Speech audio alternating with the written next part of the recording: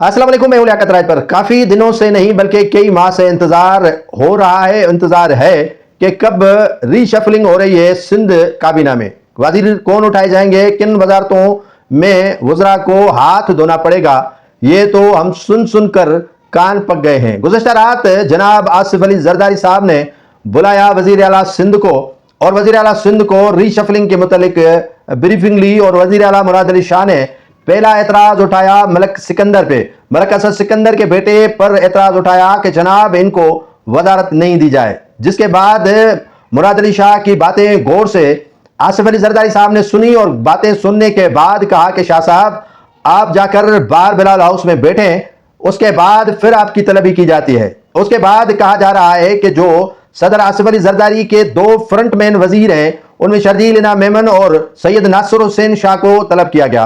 1.5 घंटा उनसे तवील मुशावरत की गई कि तुसी दसो कि किन्नू वजीर करना है तो किन्नू वजीर नहीं करना है, किन्नू सलाहकारी देनी है तो किन्नू सलाहकारी नहीं देनी है। ये तुसा साडू दसोगे, उसके बाद वजीर आला मुराद अली शाह से बातचीत की जाएगी। तो नासिर हुसैन शाह ने पहले तो नाम उठाया मलक असद सिकंदर के बेटे का, मलक सिकंदर का कि जनाब आली अभी नई मफामत हुई है आपके और मलक असद सिकंदर के बेटे के दरमियान, उनका हजूर नाम जरूर दीजिएगा। कोई भी वजारत दे दो लेकिन वजीर के तौर पर उन्हें काबीना में शामिल किया जाए। तो आसिफ अली जरदारी बोले कि उस पर तो मुराद अली शाह एतराज कर चुके हैं, मैं कैसे उसको वजीर बना सकता हूं। तो कहा कि मुराद अली शाह को कायल आप ही कर सकते हैं जैसे दूसरों की तरह करते आए हैं।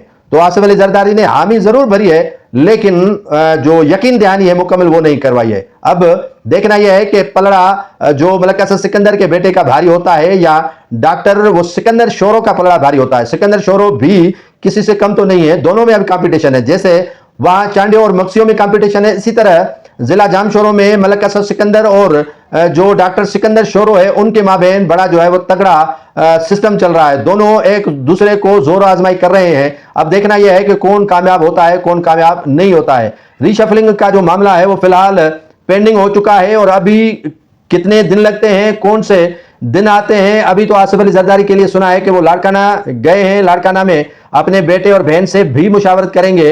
वो 3-4 रोज से पहले ही वहां पर मौजूद है, तो इस पर मुशावरत जरूरी है। फोन पर उन्होंने बात नहीं की। हाँ, एक बात सामने जरूर आई है कि सईद गनी की वजारत पर भी पंगा चल रहा है कि उनसे वजारत मुकम्मल तौर पर ली जाए और वो खाली एमपीए हो। जिसे आबिद भयो के मामले में जो है वो उनसे वजारत वापस गालबन आबिद या बाबल खान भयो से वजारत वापस ली गई थी और जब मामला ठन गया और इंक्वायरी में क्लियर हो गए तो उनको वजारत वापस दी गई। तो इसी तरह सईद गनी साहब के लिए भी ये चेमी गोइयां चल रही हैं कि वजारत उनसे वापस लेने के लिए कहा गया है, क्योंकि सईद गनी साहब पर अब तो इदारे नाराज है ना। पहले तो आसिफ जरदारी के दोस्त नाराज थे, आसिफ अली जरदारी के दरीना साथी उन पर नाराज थे, जिनमें डॉक्टर आसिम हो गया, जो अनवर मजीद हो गया या गनी मजीद हो गया, ये नाराज थे। तो अब उनसे भी पंगा है, इदारों से भी पंगा है। तो आसिफ अली जरदारी के लिए सईद गनी को उहदे से हटाए जाने का सुनहरी मौका है। लेकिन बिलावल भुट्टो जरदारी ये बात नहीं मान रहे हैं, सईद गनी उनके पैरोल पर चल रहे हैं। अब बिलावल भुट्टो जरदारी को भी सुनने में आ रहा है कि आसिफ अली जरदारी लाड़काना में जाकर एतमाद मिलेंगे कि बेटा जिद नहीं करो, बड़ों का हुक्म है। और मेरे दोस्तों को भी इसने काफी तंग किया है, इसीलिए इसे ओहदे से हटाए जाने में ही तेरी मेरी और आपके पप्पू जान की आफियत है।